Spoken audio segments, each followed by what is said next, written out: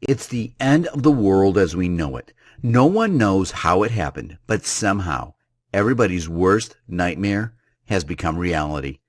Billions of dead people are leaving their graves, morgues, funeral homes, and other places and are roaming the streets in droves, lurching toward the living and eating their flesh as their screaming families look on.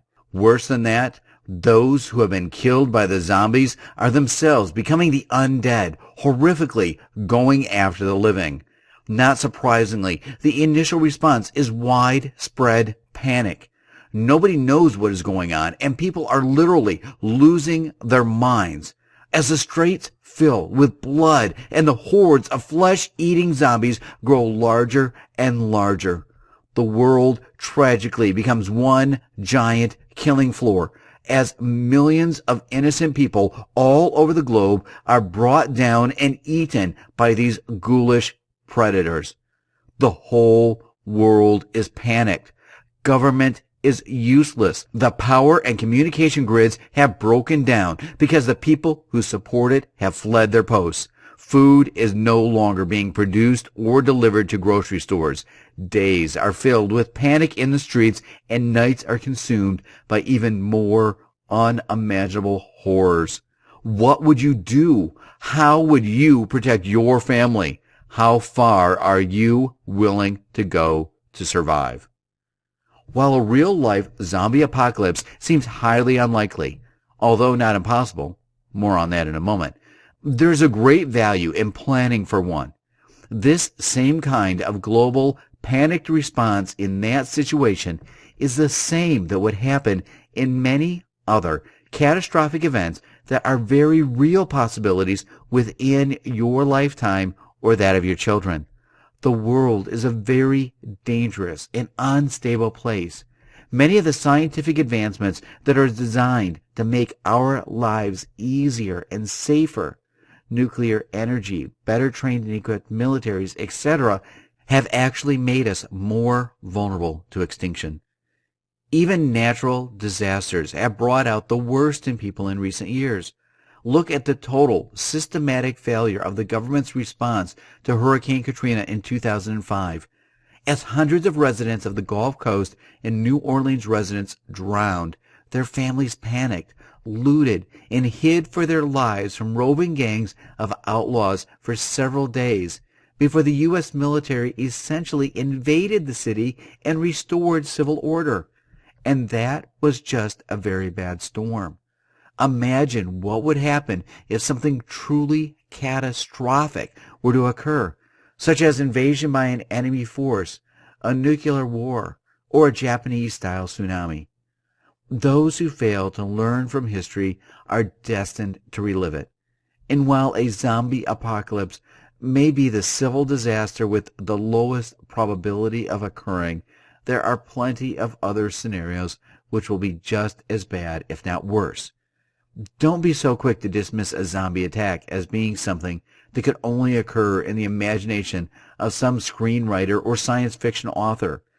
Most people believe zombies are some sort of supernatural phenomenon.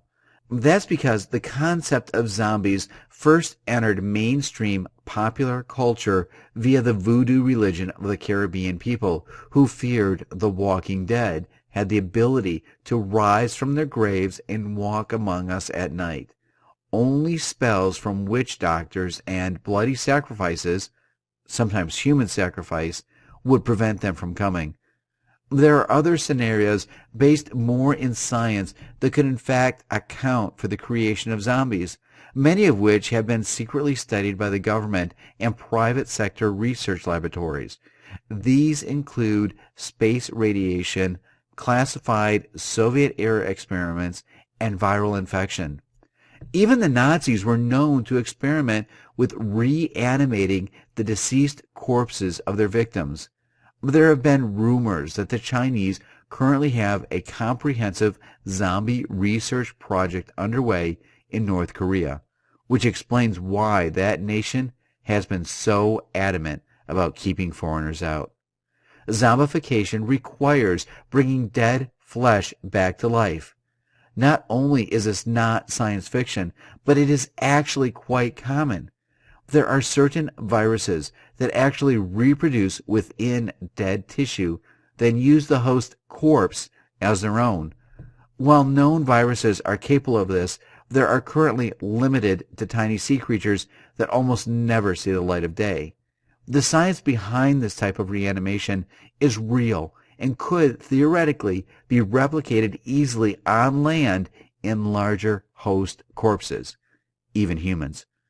Another possible zombie source is fungus, such as mushrooms or the fungi that grows on bread or trees in the forest. If you have ever suffered from athlete's foot, you already know that fungi can infect humans.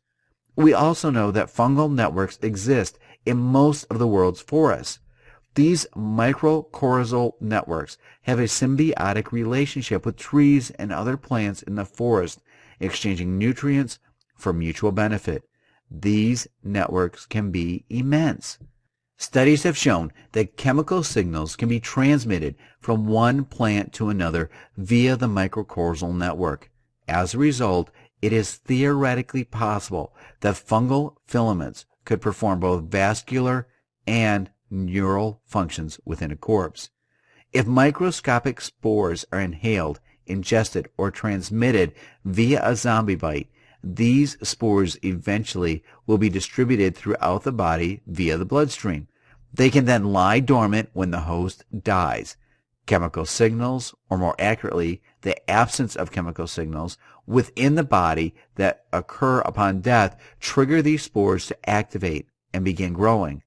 The ensuing fungal network carries nutrients to muscles in the absence of respiration or normal metabolism. Once the fungal network makes its way to the brain, it can interface with the medulla and cerebellum, along with those parts of the brain controlling vision, hearing, and possibly scent. Chemicals released by the fungi activate basic responses within these brain areas. The fungi-brain interface can then convert the electrochemical signals of neurons into chemical signals that can be transmitted along the fungal network that extends throughout the body. This signal method is slow and imperfect, which results in the lurching, uncoordinated movement of zombies. Because of the reliance of the fungal network on the host brain, headshots that disable the brain or spine are the only way to kill zombies. So what fuel does the zombie use to move about and to support the life cycle of the fungi? Zombies survive by devouring live flesh, despite not having a functioning digestive tract. One theory states that the zombie fungi have evolved a means to extract energy and nutrients from meat in a similar manner to carnivorous plants, such as the Venus flytrap. Another theory speculates that the ingestion of meat may actually be vestigial, an unintended result of the drive to bite. In this case, the fungi may draw fuel from the decomposition of the host's own organic material, which eventually would result in the zombie eating itself, beyond the point where the fungal network can compensate, causing zombie death. While so far zombies have been limited to late-night horror movies and popular video games, government researchers and medical experts understand that these systems, which already exist, could support a zombie uprising. If these theories ever become a reality, it could spell the disaster and possibly extinction for the human race. Going back to biblical times, the end of the world has always been anticipated. Even Jesus Christ himself predicted the end of times and implored his followers to prepare for the second coming, also known as the Parousia, Matthew 24:30. Even the most science-based atheists admit that eventually the world will come to an end. If not with the sun burning out a million of years from now, then sooner. So have there been any indications that we should expect some catastrophic event sooner rather than later?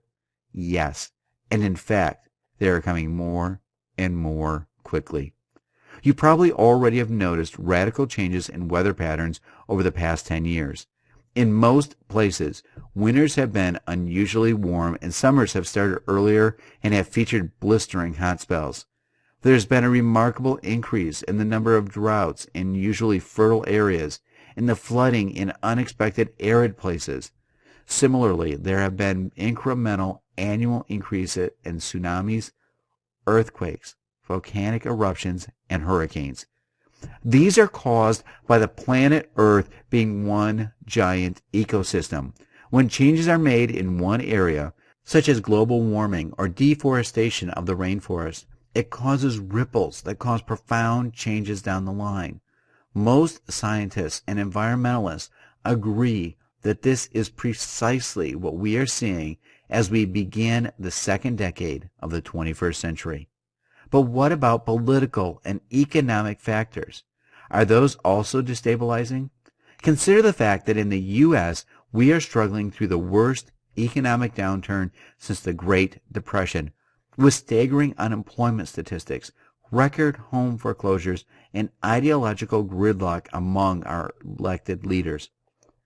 Overseas, the failing economies of Greece, Ireland, Spain, and other nations threaten to collapse the already fragile economy of the European Union. Global financial markets are on the brink of panic, and banks and other lenders have pulled the purse strings tight until the world economy is able to right itself, and most economists predict that it will get much, much worse before it gets any better. In the Middle East, while many of the region's top dictators were toppled during the Arab Spring, hope for democracy has been replaced by political instability and growing radicalism. While the U.S. has ended its combat mission in Iraq and is preparing to pull out of Afghanistan, the Taliban, Al-Qaeda, and feudal overlords are simply waiting until the last American forces leave before resuming their reign of terror. While the U.S. media has been suspiciously silent on the topic, the United Nations and most of the world's leading industrial nations are watching growing unrest in Brazil and China, two of the largest and fastest growing economies on the planet. Many foreign diplomats are predicting crippling strikes, social unrest, and possibly even revolutionary overthrow of their governments in the next year or two. So for those people who choose to live in ignorance or roll their eyes at the thought of a zombie attack or other catastrophic global event, do so at your own risk. The truth is that the world we live in is a very fragile place, and as history has shown us, even the slightest fissure in the foundation can cause dynasties to crumble. Because I'm an ex-military who lives in the Northwest in a well-fortified compound complete with a fully stocked arsenal, a lot of people consider me something of a paranoid coot. But the fact of the matter is that there is ample reason to be paranoid and to prepare for the worst case scenario. For example, during the first half of the summer of 2012, the Midwest experienced unseasonably warm temperatures. In the very areas where most of the world's feed corn supply is grown, the temperatures climbed above 100 degrees for 10 consecutive days. As a result, most of the country's feed corn went into thermal shock, destroying nearly the entire harvest. At the same time, a prolonged drought that continued to parch the region even into the early fall. By July 2012, world corn prices increased an unprecedented 50% and reached an all-time high on July 19. Corn is the U.S.'s single biggest export crop, representing 80% of all grains harvested in this country. When the price of corn skyrockets, the ripples are felt throughout the world and also throughout the food industry. As a result, corn prices directly affect many other food prices, including meat, dairy, and even other grains such as wheat and rice. By winter 2012, food prices worldwide are expected by many analysts to climb exponentially. When this occurs, in all likelihood, it will cause the same type of unraveling of the food supply that occurred in 2008, when world grain prices unexpectedly doubled overnight, causing countries like the U.S. to restrict their grain exports. This prompted governments worldwide to panic and stockpile grain supplies whenever and wherever possible. This contributed to the global financial crisis in 2008. In 2012 and 2013, the result could be even worse, a full-scale food crisis. If governments can't manage soaring food prices, and their track record hasn't been exactly stellar so far, we could see spreading food unrest and expanding political instability. In the past, food riots have been limited to helpless third world nations, but this time they could erupt in Europe, South America, and even the U.S. If that occurs, you can expect local food supplies, such as the food on your area's grocery stores, to be choked off and the remaining supplies to be looted. Following that, you can expect the breakdown in social order. Every town and city in the U.S. would become like New Orleans in the days after Katrina.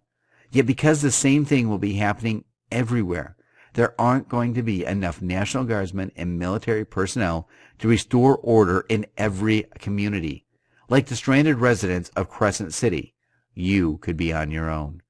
This is not a doomsday scenario. This is happening now. That's why I don't mind when people think of me as a paranoid weirdo.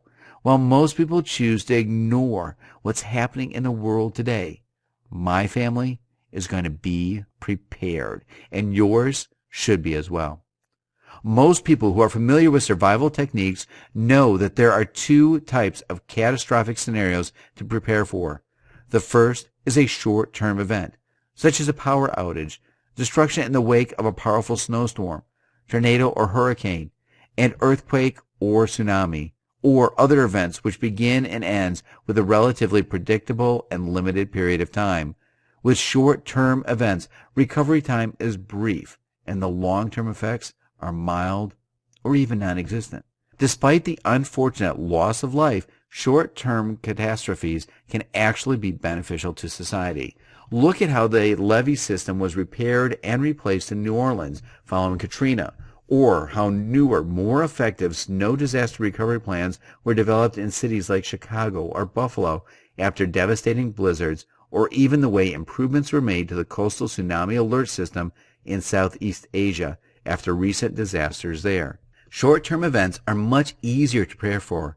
Most of the information in this course is 100% applicable for these types of situations.